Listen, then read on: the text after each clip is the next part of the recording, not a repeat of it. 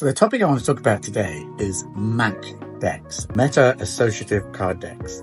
And we have quite a collection of them on Deckable. Usually just an image with no words. It could be a hand-drawn image, it could be a photograph, it could be a painting. Images include symbols and things that will cause people to make connections with issues in their lives. They're used in therapy, they're used in interviews, they're used to facilitate. It's just a great ice-breaking tool. But it's really interesting to gain that insight of what people see. There's a very famous card game called Dixit, which is basically just a meta-associative card game. If you've ever played the game Apples to Apples, basically you're trying to match images to a friend. Which card image will a friend pick based on how you know your friend?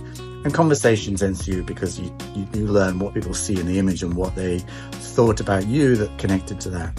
And Mac decks on Deckable are just the same. They're very useful, they're very good for therapy, they're very good for personal growth and reflection. They stimulate and create fresh thinking and new approaches, and that's very powerful.